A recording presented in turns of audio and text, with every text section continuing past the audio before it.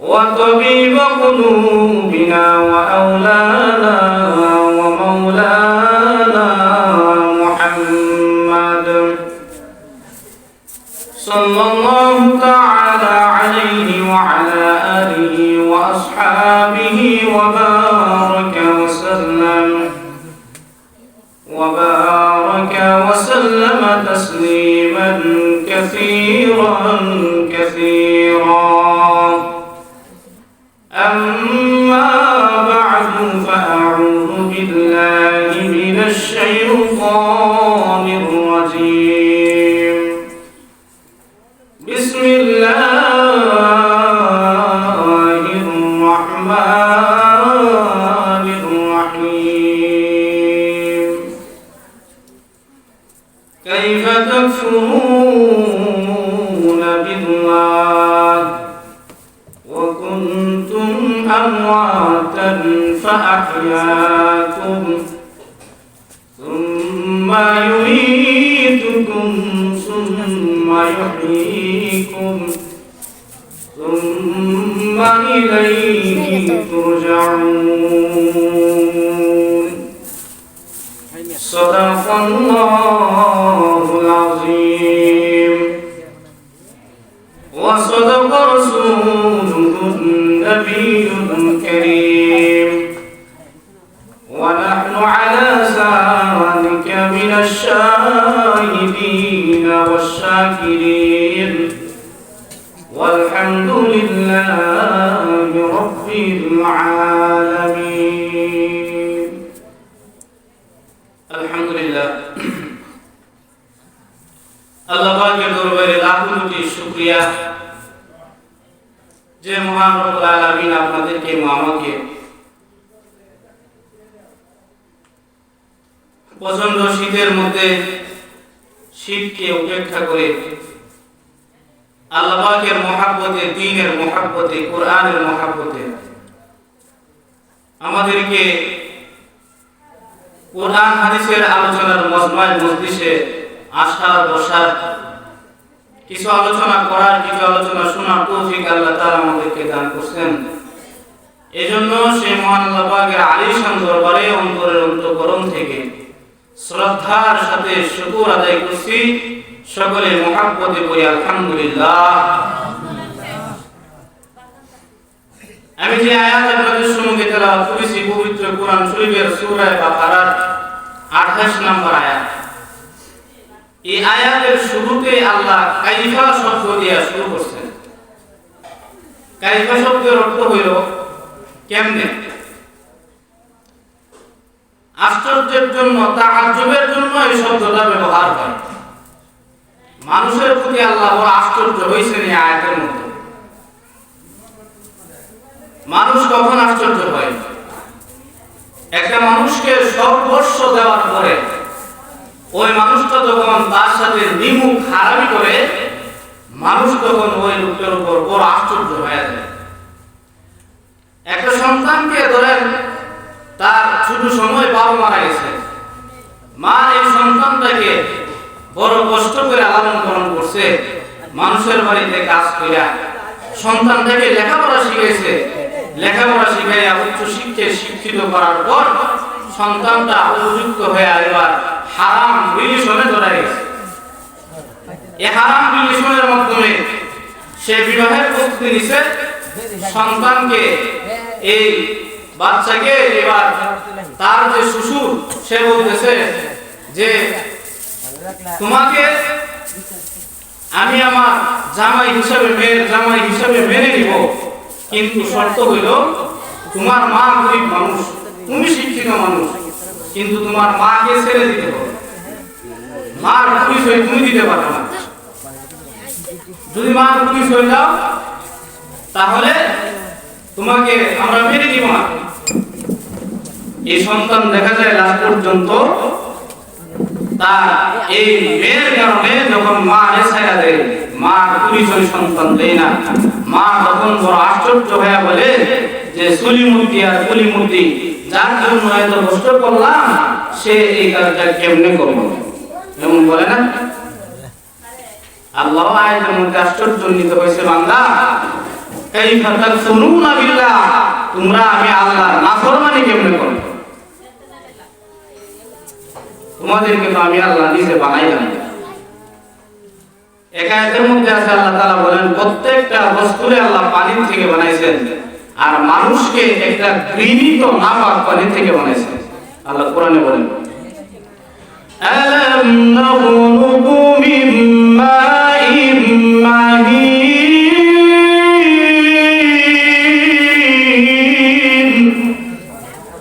আল্লাহ বলেন আমি কি তোমাদেরকে একটা ঘৃণিত নাপাক পানি থেকে তৈরি করিনি? নাপাক ঘৃণিত পানি থেকে তৈরি করে আল্লাহ মানুষকে নূরের তৈরি ফেরেশতা দিয়া সিকিউরিটির ব্যবস্থা করছেন। আপনার আমার সিকিউরিটিতে নূরের তৈরি ফেরেশতা। আমাদের দেশে যারা মন্ত্রী এমপি যারা আছে তাদেরকে দেখবেন তাদের যাতায়াতের রাস্তার সামনে পিছনে পুলিশের গাড়ি থাকে। কেন? তাদের সম্মানে তাদের সিকিউরিটির জন্য এই ব্যবস্থা করা হয়। আল্লাহ বলেন বান্দা ও বান্দি, তোমার সিকিউরিটির জন্য দুনিয়ার মানুষ না, আমি আল্লাহ নূরের তৈরি ফেরেশতা সিকিউরিটির জন্য আছি। আল্লাহ কোরআনে বলেন মিন বাইনি ইয়াদাইহি ওয়া মিন খালফিহি ইয়াহফাযুনাহু মিন আমরিল্লাহ। তোমার সামনে পিছনে ডাইনে বামে নূরের তৈরি ফেরেশতা দিয়ে নিযুক্ত করে আছে।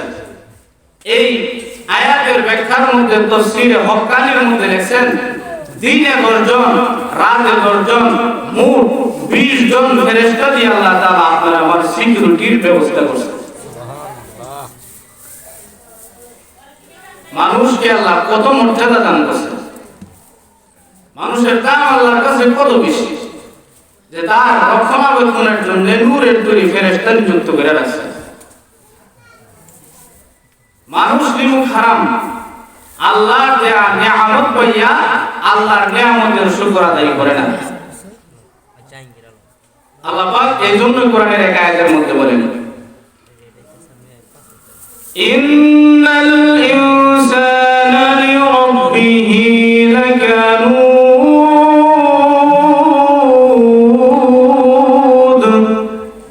নিশ্চয় মানুষ বড় অকৃতজ্ঞ, নিমুখ হারাম। মানুষকে এত কিছু আমি আল্লাহ দিলাম, কিন্তু বান্দা নিমুখ হারামি করে, আমার গোলামি করে না। অথচ একটা কুকুর তার মুনিবে একটা কুকুরকে যারা কুকুর লালন পালন করেন জানেন, একটা কুকুরকে তার মালিক শুধু তার বাতের মার খাওয়ায়, আর জুড়া কতগুলো হাড্ডি যেগুলো এমনি ফালাই দিল ওইগুলা খাওয়ায়, ঠিক না?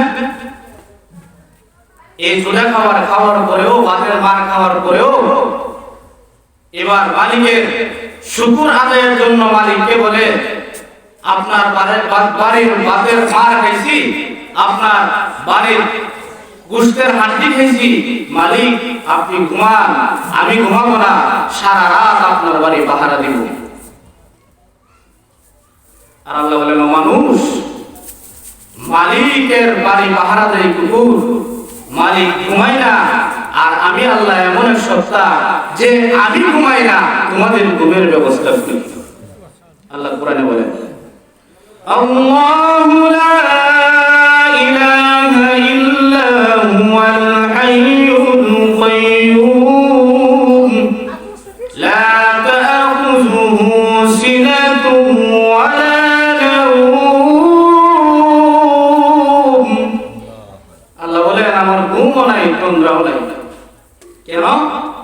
ও বান্দা, ও বান্দি, আমি আল্লাহ যদি ঘুমায়া যাই, রাত্রে 2টা বাজে যদি তোমার চোখ মেলার দরকার হয়, পেশাবের প্রয়োজন হয়, তুমি যদি পেশাবে যাইতে চাও, আমি আল্লাহ যদি ঘুমায়া থাকি তোরে পেশাবের জন্য চোখ মেলে দিবে কে?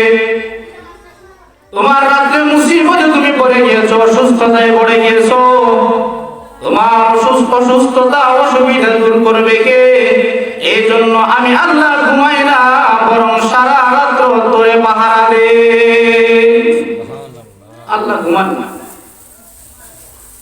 মালিক কুকুর ঘুমায়, মালিক ঘুমায়, কুকুর ঘুমায় না। আর আমাদের মালিক ঘুমায় না, আমরা ঘুমাই। ঘুমের ব্যবস্থা করেন। আল্লাহ বলেন রাত তো আমি দিলাম তোর ঘুমানোর জন্য, আর ঘুমটা যাতে ভালো করে ছাপে এই জন্য আমি আল্লাহ রাতের মধ্যে পর্দা দিয়া, রাত নামক একটা পর্দা দিয়া, আবরণ দিয়া ঢেকে দিলাম সূর্যের আলোকে। আল্লাহ কোরআনে বলেন ওয়াজআলনাল লাইলা লিবাসা,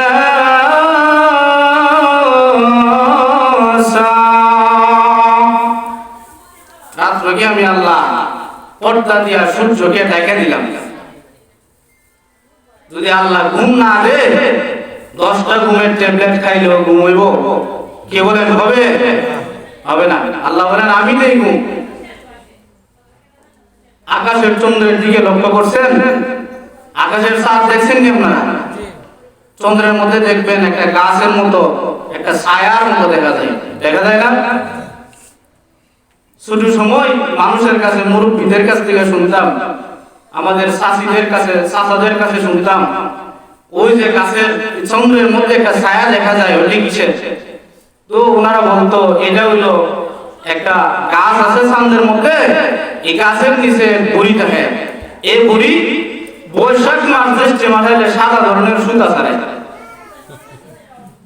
প্রথমে মনে করতাম এই যে কথাগুলো মহিলারা বলে, মুরব্বীরা বলে, এরকম আমরা বুঝ দেওয়ার লাগে বলে।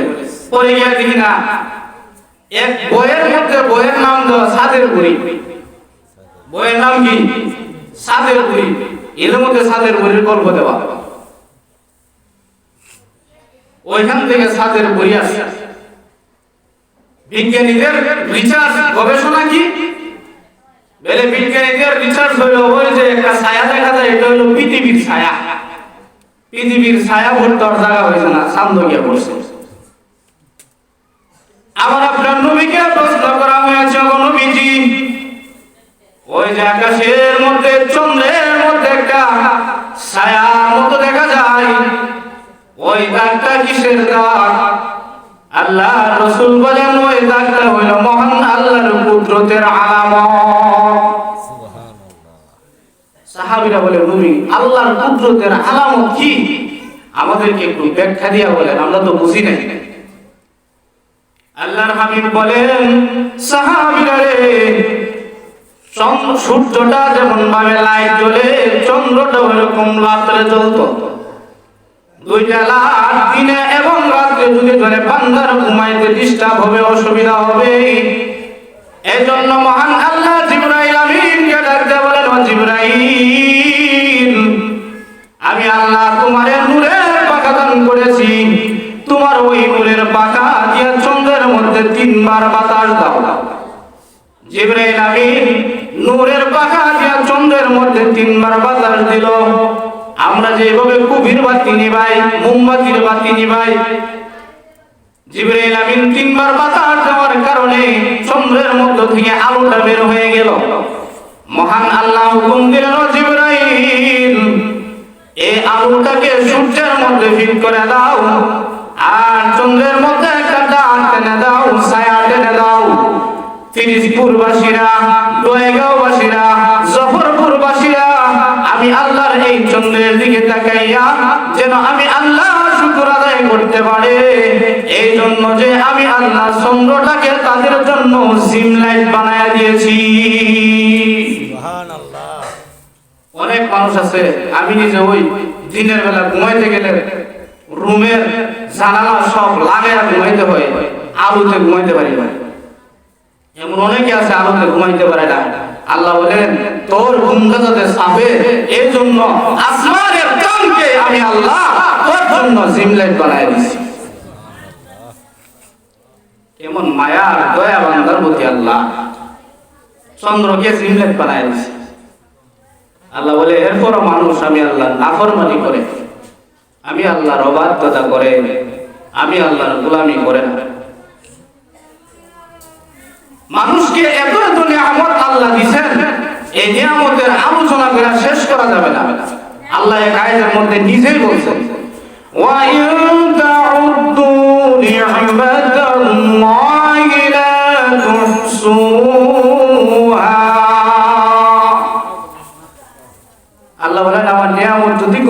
করা শুরু করো, করোনা করে শেষ করতে পারবে না। বান্দারে আল্লাহ এত নিয়ামত, বান্দিরে এত নিয়ামত দিয়েছেন। আল্লাহ বলেন এই নিয়ামত পাওয়ার পরেও বান্দা আমি আল্লাহর নাফরমানি করে, আমি আল্লাহর অবাধ্যতা করে, ইন্নাল ইনসানা লিরাব্বিহি লাকানুদ, মানুষ বড় অকৃতজ্ঞ, নিমুখ হারাম। নিমুখ হারামের প্রকার হলো তিনটা। কয়টা? তিন প্রকার। প্রথম নাম্বার, এক শ্রেণীর মানুষ নিমুখ হারামি করে এইভাবে যে তারা আল্লাহর অস্তিত্বকে বিশ্বাস করে না। এর কথা হইল আল্লাহই নাই, নাউজুবিল্লাহ। তারা আল্লাহর অস্তিত্বকে বিশ্বাস করে না।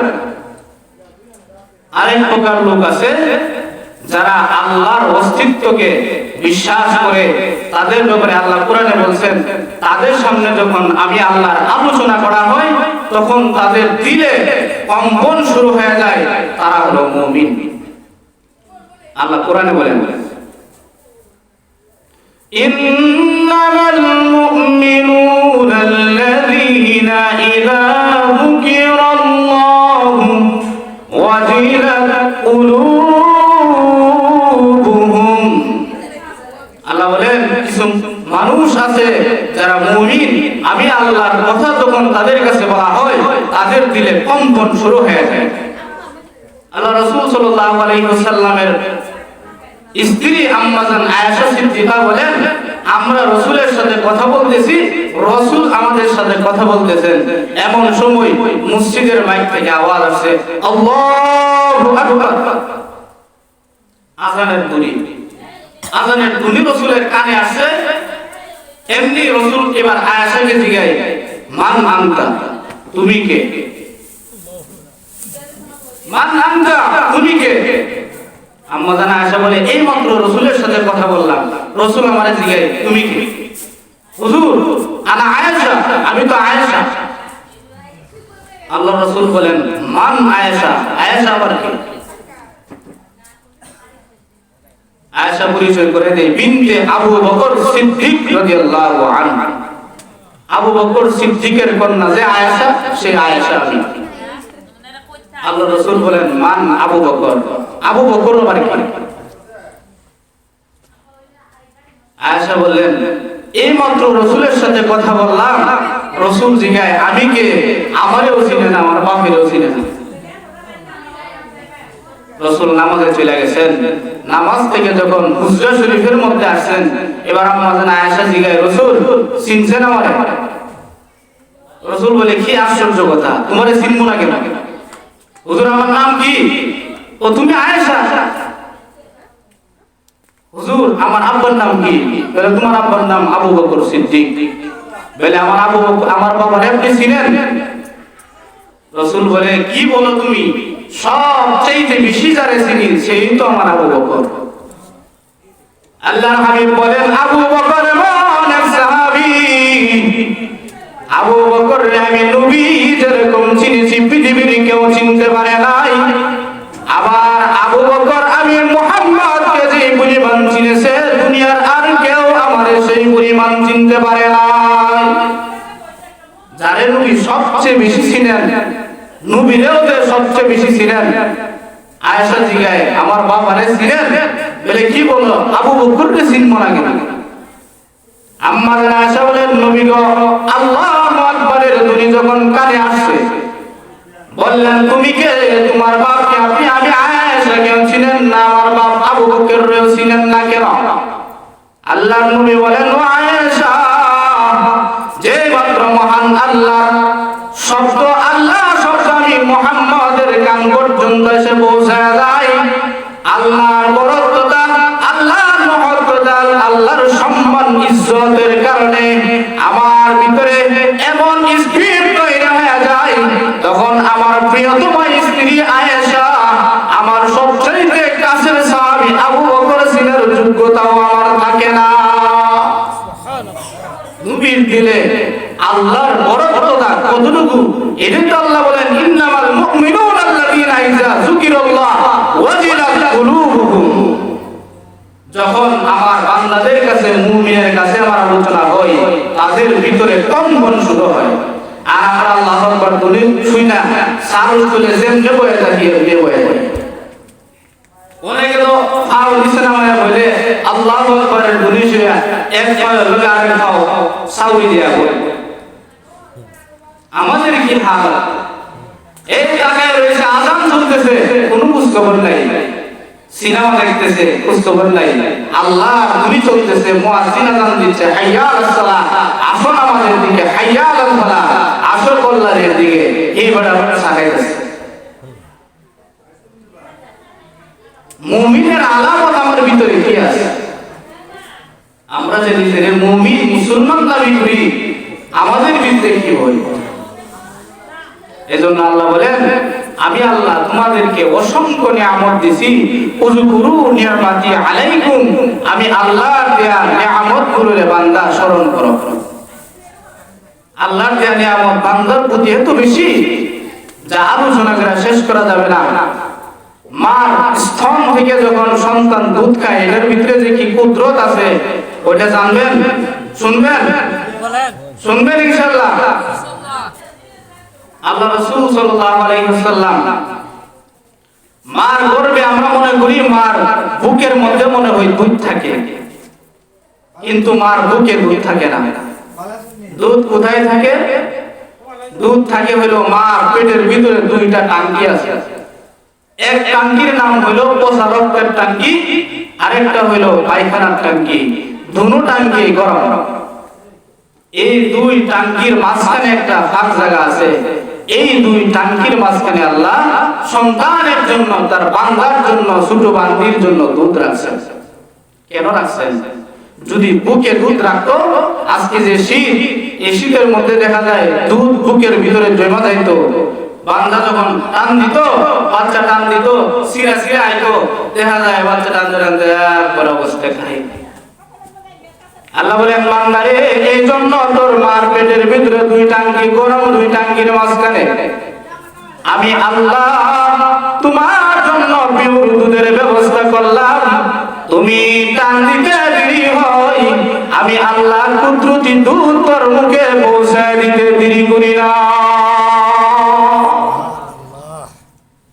কি কুদরত আল্লাহ আল্লাহ বান্দার জন্য কত কিছুর ব্যবস্থা করছে আল্লাহ বলেন ও বান্দা ও বান্দি আমি আল্লাহ এত আয়োজন এত কিছু করলাম তোর জন্য তোমার সর্বোচ্চ সম্মান দিলাম পৃথিবীর আর কোন মাখলুককে এত সম্মান দেই নাই যে সম্মান তোমারে দিলাম আল্লাহ কোরআনে নিজে বলছেন ওয়ালাকাদ কাররামনা বানি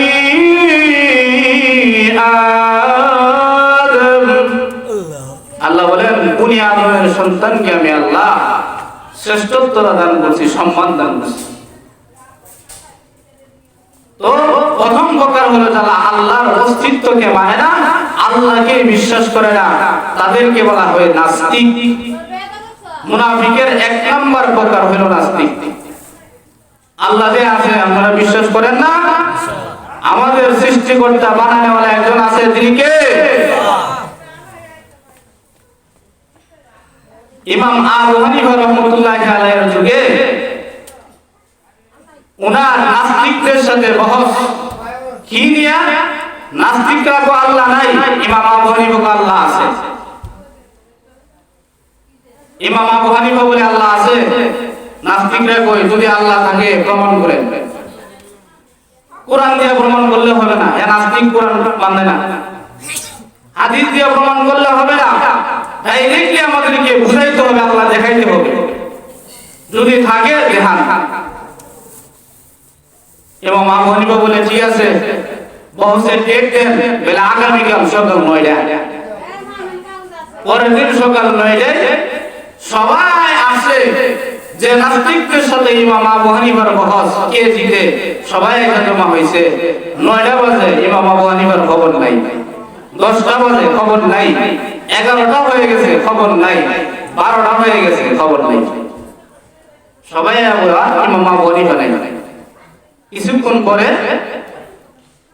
ইমাম আবু হানিফার হাইরা গেছে, এই স্লোগান শুরু হয়ে যাবে যে নাস্তিকদের বিজয়, আবু হানিফার পরাজয়, মিছিল বের হয়ে যাবে। এমন সময় আবু হানিফা হাজির। ইমাম আবু হানিফা কি এবার নাস্তিকরা বলতেছে যে আপনার সাথে কোনো বহসই নাই, আপনি হেরে গেছেন। কারণ আপনার টাইম ছিল সকাল 9টা, এখন বাজে 1টা, আপনার সাথে বহস চলে না। ইমাম আবু হানিফা বলে আমার কথাগুলো যদি যুক্তিসঙ্গত হয়, আমার দিনটা যদি যুক্তিসঙ্গত হয়, তাহলে মানবেন না কেন? বলে কি কারণে আসেন নাই?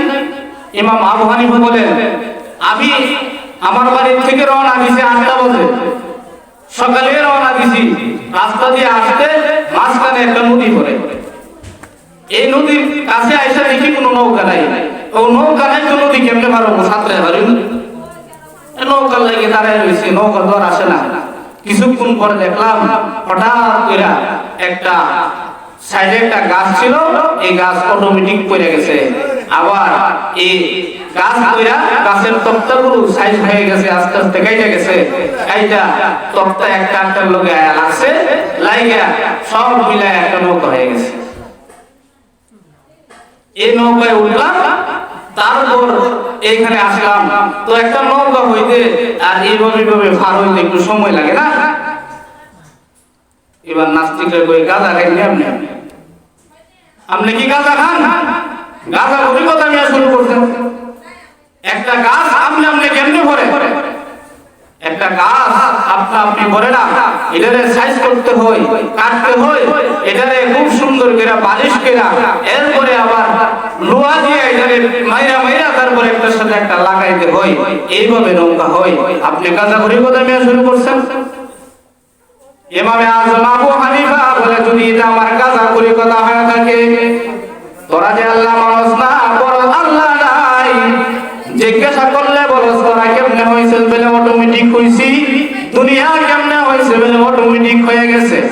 ইমাম আবু হানিফা বলেন একটা গাছ যেমন অটোমেটিক করে বলে নৌকা হয় না, ঠিক তেমনি ভাবে একটা মানুষ আপনি হয় না, বরং প্রত্যেকটা মানুষকে বানাইছেন তিনি কে?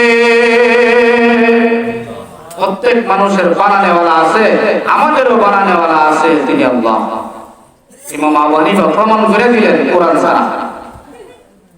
তো তাদের কথা হইল আল্লাহ নাই, আল্লাহ মানি না। দুই নাম্বার শ্রেণী হইল যারা আল্লাহকে মানে কিন্তু আল্লাহর বিধান মানে না। আল্লাহরে মানে আল্লাহর বিধান মানে না। 2 নম্বর প্রকার। কিরে নামাজ পড়ছ না? নামাজ পড়ুন লাগে না। নামাজ তুই নামাজ পড়লেই গেছিস, আমি না পড়লেই গেছি। তুই যে নামাজ পড়স তোর কি হইল, আমি না বললেই কি হইল? নামাজ বিশ্বাস করে না। রোজা রাখ, যে বড় ভাত নাই এই রোজা রাখবো, আমার বড় তো দাম ভরা চাউল আছে, আমি রোজা রাখতাম কেন? আল্লাহর বিধানকে অস্বীকার করে। পর্দা করো, বেলে পর্দা যদি করতে হয় 1500 বছর পিছিয়ে যেতে হয়। পর্দার বিধান নাজিল হয়েছে 1500 বছর আগে। 1500 বছর আগের আইন মানলে তো 1500 বছর পিছিয়ে যেতে হবে। এখন ডিজিটাল যুগ, পর্দা নাই, পর্দার বিধানকে অবজ্ঞা করে মানে না এই প্রকার মানুষ। তাদের ভিতরে যদিও আমরা মনে করি মুসলমান, তারাও মুসলমান না। ইমানদারদের দফতরে তাদের নাম নাই। মৃত্যুর পরে মুনাফিক হইয়া, কাফের হইয়া, বেঈমান হইয়া আল্লাহর আদালতে দাঁড়াবে। 3 নম্বর প্রকার যারা আল্লাহকে মানে, আল্লাহর বিধান মানে কিন্তু পালন করে না। কথা বুঝতেছেন আমার? মানুষ আল্লাহর অকৃতজ্ঞ। এর 3 নম্বর প্রকার হইল আমরা যারা আল্লাহর বিধান মানি, আল্লাহকেও মানি কিন্তু পালন করি না, কিন্তু বিধান স্বীকার করে। কিরে নামাজ পড়, সমস্যা? বলে কি সমস্যা? বলে শৈল ফাঁকনা। বলে শৈল ফাঁকনা, শৈল তো মহিলার লেগে ফাঁকতে না, তোর ফাঁকনা গেলে। বলে শৈল ফাঁকনা মানে কাপড় ফাঁকনা। জিজ্ঞেস লোকের কাপড় ফাঁকনা কে লেগে গিয়েছে? মুত্যা পানি বেচতাম না। মুত্যা পানি লইছি না, মুত্যা তো কুত্তাই না পানিল না, বিলাই এলো না। তো তুই আশা বল না তুই রস না গেল। আল্লাহর বিধান মানে কিন্তু পালন করে না। এই শ্রেণীর লোক যদিও তারা আল্লাহর গোলামি করে না বা আল্লাহর বিধান মানে কিন্তু করে না, তাদের শাস্তি ভোগ করার পরে একটা না একটা সময় সে আল্লাহর জান্নাতে যাবে। সে মুমিন কিন্তু গুনাহগার মুমিন। এই গুনাহগার মুমিন একটা সময় জান্নাতে যাবে, কিন্তু শাস্তি ভোগ করে যেতে হবে। শাস্তিটা কি? হাদিসের মধ্যে ইখতিলাফ লাগছে, মতানৈক্য লাগছে। কি নিয়া? এক হাদিসের মধ্যে আল্লাহ রাসূল বলেন যে কেউ যদি নামাজ না পড়ে তাহলে সে কাফের। নামাজ না পড়লে কি? কাফের। সাহাবীদের মধ্যে, মুফাসসিরগণদের মধ্যে, মুহাদ্দিসগণদের মধ্যে তাদের মধ্যে ইখতিলাফ লাগছে। কিছু কিছু মানুষ কইতেছে যে নামাজ না পড়ে সে কাফের হয়ে যাবে, আর আমাদের ইমাম আবু হানিফা রাহমাতুল্লাহি আলাইহি বলে না, কাফের হবে না, তবে সে নামাজ না পড়ার কারণে, তার নামাজ যেহেতু সে পড়ে নাই, তার সে গুনাহগার। গুনাহগারের খাতায় তার নাম। এক ওয়াক্ত নামাজ না পড়ার কারণে 2,88,000 বছর জাহান্নামের আগুনে জ্বলতে হবে। বিষয়টা কি খুব সহজ মনে হয় নাকি? না, অনেক কঠিন। কিন্তু নামাজ তো মানুষ ছেড়ে দিতেছে, পড়তেছে না। আল্লাহর গোলামি তো মানুষ করতেছে না। মা বোনরা, মা বোনদের মধ্যে গাফলতি পুরুষের চাইতেও বেশি। অনেক মা বোন আছে যারা কি করে, আপনার সংসারের কাজ করতেছে, করতে করতে গিয়ে নামাজের ওয়াক্ত হয়ে গেছে, নামাজ পড়ে না। বাচ্চার লাগে নামাজ পড়তেই না, এই সেই হাত পড়ে না। অথচ তাদের পড়া উচিত ছিল আল্লাহর হুকুম মানা। এজন্য আল্লাহর গোলামি মানতে হবে। আমার তেলাওয়াতকৃত আয়াতের মধ্যে আল্লাহ বলেন, আসেন আয়াতের তাফসীরটা করে ইনশাআল্লাহ আলোচনা শেষ হয়ে যাবে। আল্লাহ বলেন, কাইফা তাকফুরুনা বিল্লাহ, মানুষ এত নিয়ামত তোমার আমি আল্লাহ দিলাম, কেমনে তুই আমি আল্লাহর ইবাদত করছ না, নাফরমানি কেমনে করছ? আল্লাহ বলেন, ওয়া কুনতুম আমওয়াতান ফাআহইয়াকুম, আল্লাহ বলেন তোমরা তো মৃত ছিলা, আমি আল্লাহ তোমাদেরকে জীবন দিলাম। একটা সময় যারা আছে পৃথিবী থেকে নিয়ে যা আছে সব কিছুর অস্তিত্ব একটা সময় ছিল না। কে বলেন? আমরা কি এক সময় ছিলাম? আমাদের অস্তিত্ব কি ছিল? অস্তিত্ব কে দিয়েছেন? আল্লাহ দিয়েছেন। আল্লাহ বলেন তোমরা তো মৃত ছিলা, আমি আল্লাহ তোমাদেরকে জীবন দিলাম। তবে হ্যাঁ, জীবন দিয়ে দিলাম, চিরকালের জন্য কিন্তু দেই নাই, তোমাদেরকে কিন্তু আবার মওত দিব। সুম্মা ইউমীতুকুম সুম্মা ইউহয়ীকুম, বান্দা চিরজীবনের জন্য তোর মওত দেই নাই, তোমাকে আবার চিরজীবনের জন্য তোর জীবন দেই নাই, আবার মওত দিব। আহইয়াকুম, আবার তোমাদেরকে জীবিত করব, আমার আদালতে তোমাকে দাঁড় করাইব।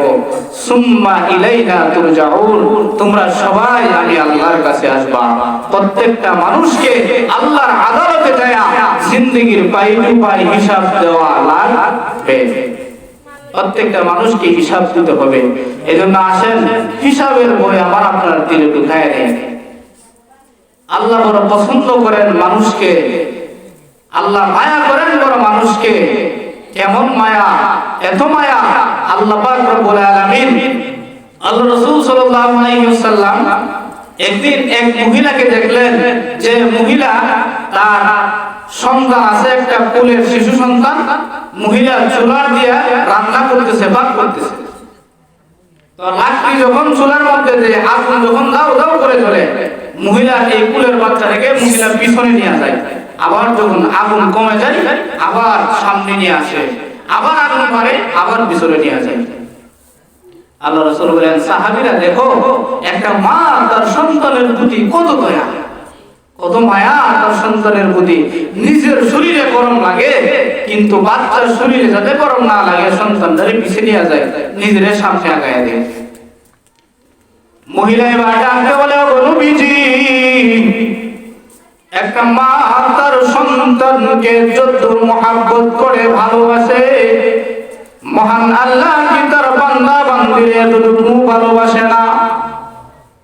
আল্লাহর নবী বলেন, ও মহিলা সাহাবী, কে বলল আল্লাহ এতটুকু ভালোবাসেন না?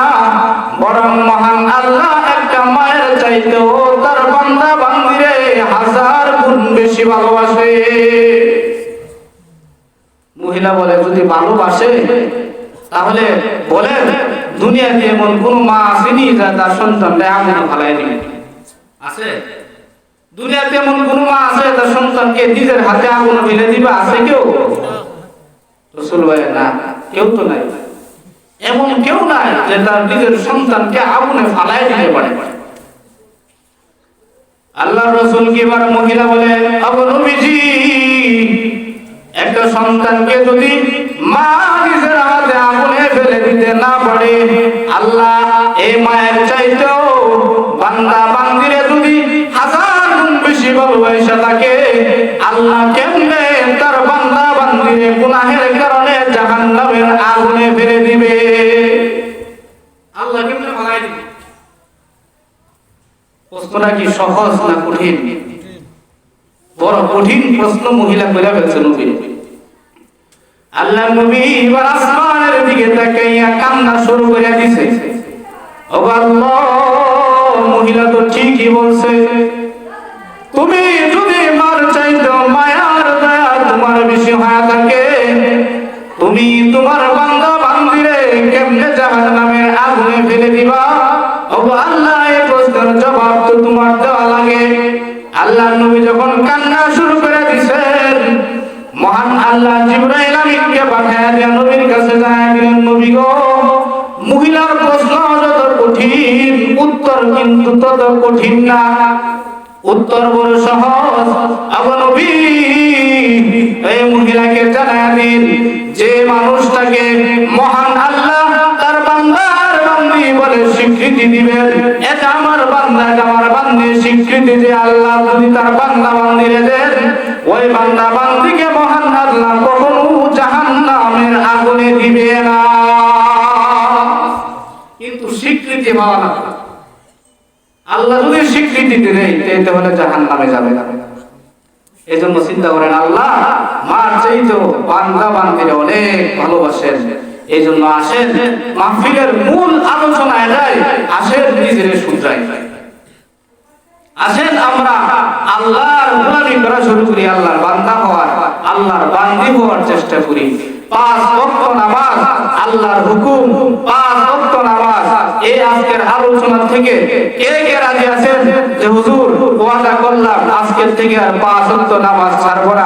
কে কে রাজি আছেন? হাত দেখান। ইনশাআল্লাহ করবেন তো? ইনশাআল্লাহ 5 ওয়াক্ত নামাজ পড়বেন। আল্লাহ আমাদের তৌফিক দান করুন। সকলে বলেন আমিন। ওয়া আখির দাওয়ানা আলহামদুলিল্লাহি রাব্বিল আলামিন। সবাই দুরূদ শরীফ পড়েন। আল্লাহুম্মা সাল্লি আলা মুহাম্মাদ ওয়া আলা আলি মুহাম্মাদ কামা সাল্লাইতা। আল্লাহুম্মা বারিক আলা মুহাম্মাদ। আস্তাগফিরুল্লাহ আল্লাযী লা ইলাহা ইল্লা হুয়াল হাইয়ুল কাইয়্যুম। আস্তাগফিরুল্লাহ। আলহামদুলিল্লাহি রাব্বিল আলামিন। والصلاة والسلام على سيد الأنبياء والمرسلين وعلى